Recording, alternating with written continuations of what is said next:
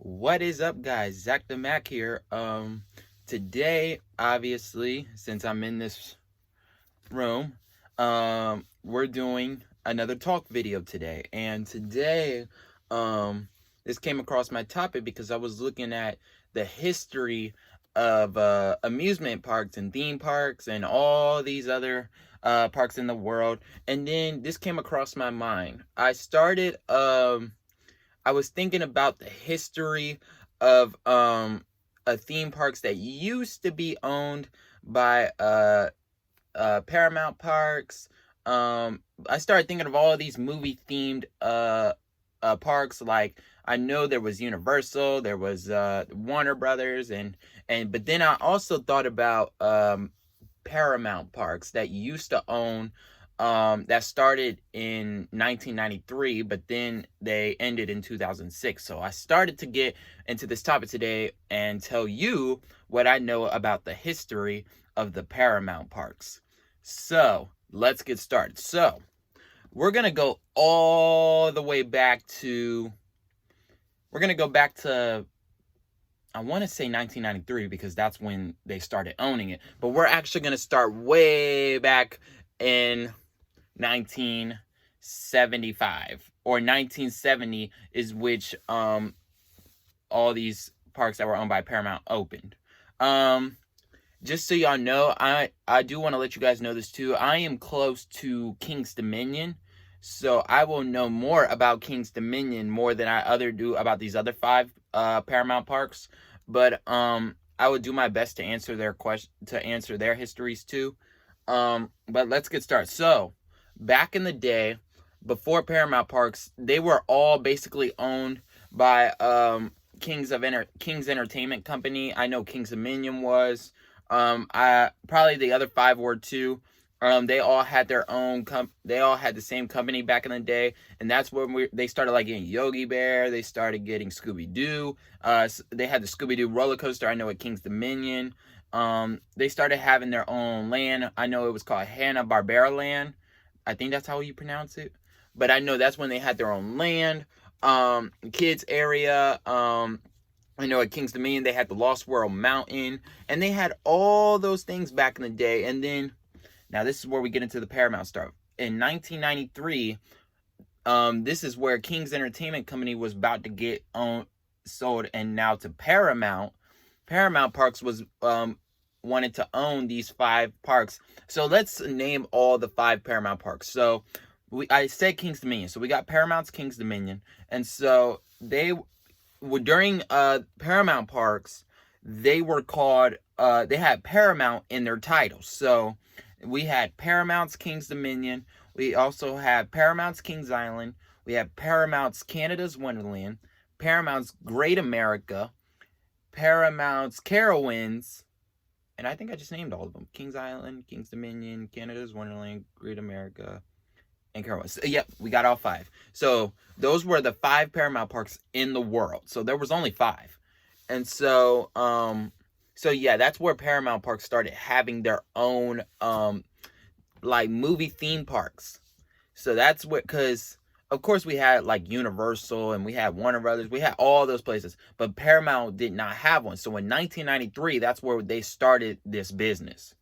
And so let's get into the history of the Paramount Parks from 1993 to 2006. So, and like I said, I know more about King's Dominion more than all these other five parks, but I will do my best to answer this. So in 1993, that's where Paramount came in. That's when they started transforming from all the stuff that was in King's Entertainment Company and transform it into like a movie theme park of Paramount. So now they're putting in their stuff into this park. So now you had like, you got some new stuff. I know you got like the Paramount Theater now. You had some Paramount themed shows. I know they had Paramount on Ice, which came out on the first year. I know that was at some parks. And yes, they turned their whole park into Paramount. And some opened up with their first Paramount attractions during Paramount Park's first year in 1993. I know at King's Dominion, they debuted Days of Thunder, which was a ride simulator that was themed to the Days of Thunder movie that came out in 1990, I believe. that was a Paramount film, popular film by Tom Cruise, and they opened a ride that was based on that movie. And so that was in 1993 at King's Dominion, and then at Kings Island and I believe Carowinds at Canada's Wonderland. I think they debuted Top Gun, which was themed to the obviously, it was themed to the Top Gun movie, and it was a I forgot what these. But I know it was a roller coaster. It was an inverted roller coaster that opened at Kings Island, Canada's Wonderland, and Carowinds, I believe. And that was the first Paramount attractions to open in 1993. Top Gun, Days of Thunder at King's Dominion, and I think Days of Thunder also at Kings Island, or maybe Kings Island didn't get Top Gun. They got Days of Thunder. So, but I know, like, I think Carowinds got Top Gun. So some places got Top Gun the first year, and some places got Days of Thunder. So, so yes, that was their first rides of 1993. And then now moving on to the second year, 1994. That's where I know at King's Dominion and Carowinds they debuted a Wayne's World themed section that opened in 1994. That introduced it introduced their second roller coaster Paramount attraction, which was the Hurler. And if you guys don't know the theming of Hurler, like I said, it was themed to Wayne's World. And the two main characters, Mike Myers and Dana Carvey, I think that was his last name, they used the term hurl as for vomiting. And so they put that hurl name in this ride and called it the Hurler to use another word for vomit. And so yes, it was a whole Wayne's World theme section. So you got like the Wayne's World and you got the Hurler. So you had, for Wayne's World, you had the Hurler. I know you had a ride called Scream Weaver, and then you had the Stan Mikita's dining experience, which you if you've seen the Wayne's World movie, it was featured in the film. So yes, Hurler was themed to the 1992 Wayne's World movie, and first and second. And of course, you had Wayne and Garth, who were the two main stars of the movie, and they would walk around the area, sometimes even around the park. And, you know, they'll say hi to you, they'll do everything. And so that was 1994. Also in 1994, they got owned by Viacom, and they came to Paramount Parks. And that's where, when Viacom came, that's where they started to have Nickelodeon themed stuff around the park. So if they weren't purchased by Viacom, then they probably wouldn't get that stuff. So yes, Viacom purchased the park in 1994. Moving on, in 1995, that's where they introduced Nickelodeon Splat City, which was like, it was a thing before the Nickelodeon Central, which I'll get to in a minute. But yes, Nickelodeon Splat City opened, I think it could have been at all 5 Paramount Parks, but I know it was at some. I know it was at King's Dominion, and I think it was also at Kings Island, maybe Canada's Wonderland, all of those parks. And then that's where they opened in 1995. And obviously it was a Nickelodeon show. You get slimed on. You hang around the area, and like you got slides, and you know, it's kind of like a park a little bit, but they like you get slime on, like you got obstacles, Nickelodeon themed obstacles. And yes, that was 1995 with a show. So that was 1995 year. 1996, moving on to 1996. So 1996, King's Dominion and Kings Island opened the Flight of Fear. Well, actually, when it opened in 1996, it was known as the Outer Limits Flight of Fear, and that's when it was themed to the TV show The Outer Limits. And I don't know, what I don't know is if it was a Paramount themed attraction, because I don't know if that show was owned by Paramount's television or something. But I do know it was themed to the television show. But later in 2001, I think they had to remove the license. Well, we'll get to that in a second. But also, they also got, I know King's Dominion got the Extreme Sky Flyer in 1996 too. So 1996 saw Flight of Fear for King's Dominion, Kings Island. Also at Kings Island, they opened the Drop Zone Stunt Tower, which was a drop tower ride, of course, going up and then dropping.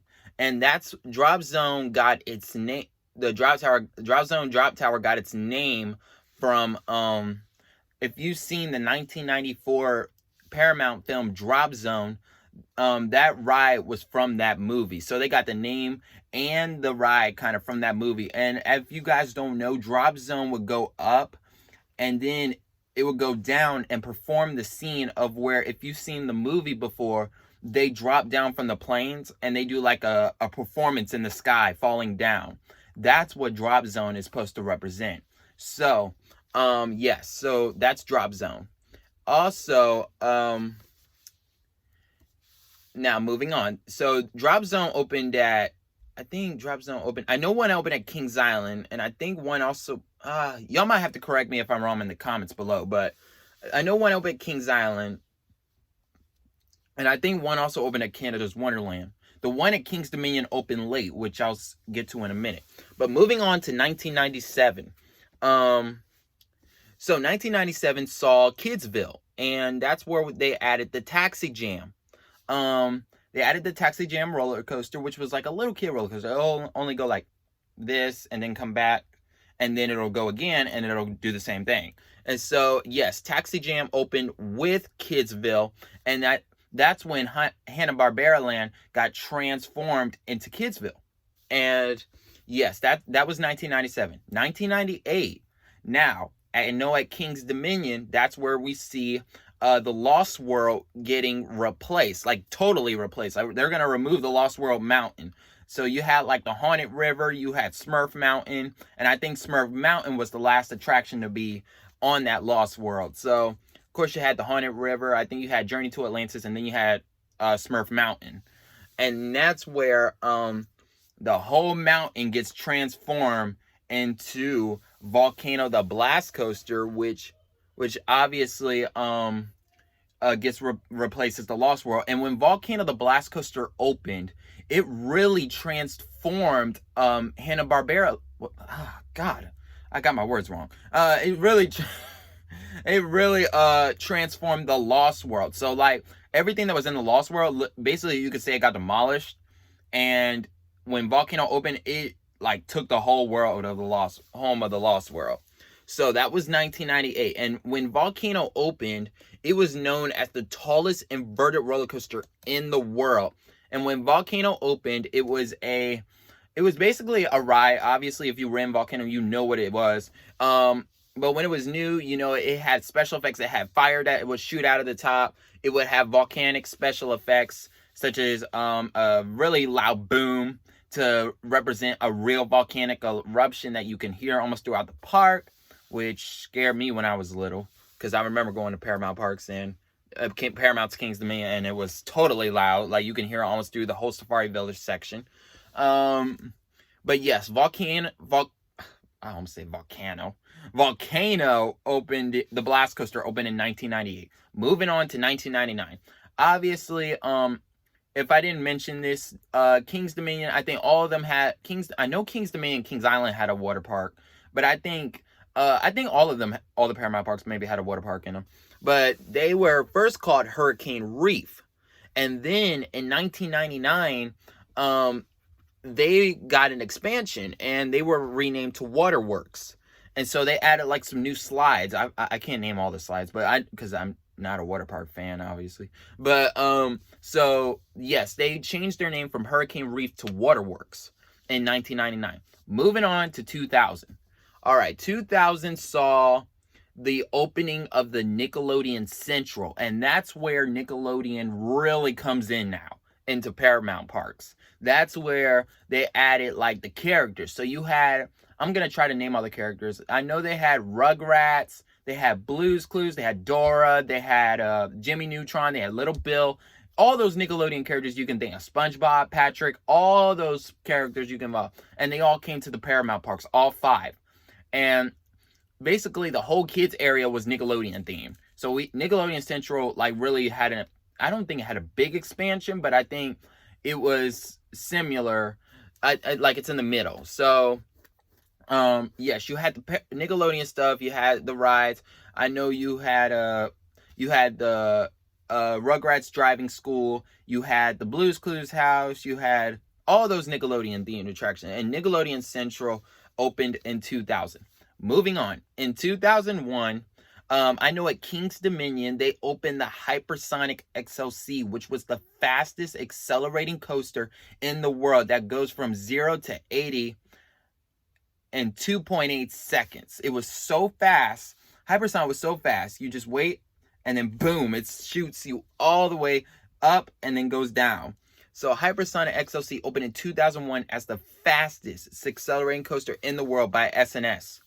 So that was 2001 for King's Dominion. I forgot all of 2001 and the other Paramount Parks, but it don't matter. But moving on to 2002. In 2002, that's where we saw the new Wild Mouse roller coaster Ricochet at both King's Dominion, and I think there was also one at Carowinds. I think so. But I think the Carowinds one was green and the one at King's Dominion was yellow.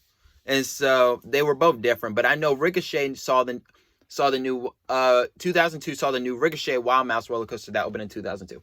2003, moving on 2003. So now at King's Dominion, we have the Drop Zone Stunt Tower, which obviously I said is the one that Kings Island and Canada's Wonderland opened in 1996. And now it's coming in late at King's Dominion. And like I said, it was themed to the movie Drop Zone.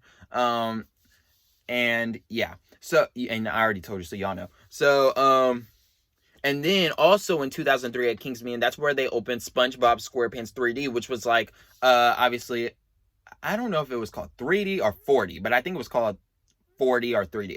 Correct me if I'm wrong. I know it's either 3D or 4D, but that's when they opened SpongeBob SquarePants 3D. Obviously, it's like a ride simulator. I think you got to wear the glasses, and then obviously you watch the thing, and it feels like it's coming at you, and you already know what that is. I don't even have to explain it. But moving on, 2004 saw I know at King's Dominion and other Paramount Parks they had the Scooby-Doo coaster. Well, what? Oh my God, I'm getting my words mixed up. Not Scooby-Doo coaster. That opened like in 1975. I'm talking about the Scooby-Doo Haunted Mansion, which obviously is now Boo Blasters, but they basically it's a shoot in the dark game, which was Scooby-Doo themed. Which before Blue Blasters, it was Scooby-Doo themed. So you shoot the ghosts in Scooby-Doo. You join, I think, Scooby and Shaggy as you're shooting the monsters, and you already know how this is. So, in 2000, well, actually, no, we have to go back to 2001 because I forgot to mention something about the other Paramount Parks. I know Kings Island, Canada's Wonderland. I just missed the Paramount Parks attraction they actually just had. And it was called the Tomb Raider Firefall. And basically it was a husk spin. Tomb Raider Firefall was, I just said where it was from. Tomb Raider Firefall used to be themed to the 2001 film starring Lara Croft, and it was Tomb Raider. Yes, basically, Tomb Raider Firefall was themed to the movie Tomb Raider back in the day. And then now moving on to 2005, King's Dominion had a Tomb Raider Firefall 2 that opened late, like I said, for the Drop Zone. Yes, King's Dominion opens late in 2005, and same theme to the movie. And I think the difference between King's Dominion and King's Island, though, King's Island was inside. So you spin inside and you like watch this movie or something. Like you spin and then you watch the movie. At King's Dominions, you basically just spin through the fire, and you got the water spraying, you got the fire everywhere. And yeah, I don't even have to explain it. If y'all been to King's Dominion, y'all know what I'm talking about. But moving on to 2006. Well, no. There's so many things Paramount added, and I keep forgetting it. Like, I know it because I'm mainly focusing on King's Dominion because that's the one I know very well. But 2005, going back to 2005, that's where at Kings Island and Paramount's Kings Island and Paramount's Canada's Wonderland, we saw the opening of the Italian Job stunt track. And basically it was, but at King's Dominions, theirs had a different name. Theirs was called the Italian Job Turbo Coaster. And basically what it was a Mini Cooper action pack. Mini Cooper, you got the blue, red, and white Mini Cooper. Oh, God, sorry. Don't mind that. Excuse me, y'all. But anyway, basically what it is, it's a Mini Cooper helicopter chase with Mini Coopers, and you obviously go through downtown LA. Like if y'all know what I'm talking about, you go through downtown LA, and then you come to a helicopter, and it shoots fire, it sprays gas, which is actually water, and it like sprays all at you, and then you go in the sewer, and then you come out, do the splash zone, and then you're the end of the ride. So a little history about Italian Job. The Italian Job Stunt Track and the Italian Job Turbo Coaster at Kings Dominion. All three were themed to the 2003 Paramount film The Italian Job. Showcasing the climatic chase scene that was shown in the movie, with obviously the Mini Coopers and the helicopter chasing them. And so it was showed that scene from the movie. So yes, the Italian Job Stunt Track at Kings Island and Canada's Winter opened in 2005, and the one at Kings Dominions opened in 2006. So Kings Island, Kings Dominion, Canada Wonderland had an Italian Job ride. So also now this is where we get to the end of Paramount Parks history. In 2006, I think it was on May 22nd, 2006, and correct me if I'm wrong, that's when Paramount starts announcing that they're going to sell their parks to Cedar Fair in 2006, and then their first year is going to be in 2007. And that was also the year like they started doing a CBS Corporation thing. I forgot what it was called, but I know it was a CBS Corporation. And basically the announcement was made that that 2006 was going to be Paramount's last year, so you can say that the Italian Job Stunt Track and Turbo Coaster was its last coaster Paramount attraction to be added to the park. So in 2007, we're going to see a major transform. Well, not major yet, but it's going to be some transformation, because 2007 is going to see Cedar Fair's first year. So 2006 was Paramount Parks' last year of owning these 5 parks. And then in 2007, that's where they're going to change some things. So now we get into 2007. In 2007, basically all Paramount Parks was now Cedar Fair Parks, and now all the Paramount Parks, Paramount's Kings Dominion, Paramount's Kings Island, Paramount's Carowinds, Paramount's Great America, and Paramount's Canada's Wonderland were all just called their names: Kings Dominion, Kings Island. I don't even have to explain all of them, But yes, they're called by their actual names now. And so Paramount was dropped from their titles, and they got their new Cedar Fair logos. And also in 2007, it was announced that all the Paramount attractions and all the Paramount stuff we had, all the Paramount rides, all the Paramount rides that were themed to their Paramount movies are going to get renamed and rethemed in the next season, which was 2008. So in 2008, first in 2007, they got some new water slides at Waterworks. They, I know, got a lot of new stuff for the water parks. And then in 2008, that's where they had to make some changes to the rides. So all the rides that were themed to the Paramount movies. So I can go down the list for you. Tomb Raider Firefall was renamed the Crypt. So Tomb Raider Firefall was renamed the Crypt. The Italian Job Turbo Coaster and the Italian Job Stunt Track was at Kings Island, Canada's Wonderland.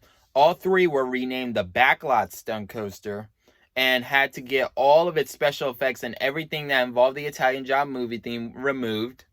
The Drop Zone Stunt Tower was now called Drop Tower Scream Zone and had to obviously get its name removed, movie name removed. And Hurler stayed its name, but the Wayne's World theming on the ride was removed due to Cedar Fair. So the Hurler had no theming. So Hurler used to be themed, like I said, to Wayne's World, but then when Cedar Fair owned the park, they had to remove the Wayne's World theme, but keep the Hurler name.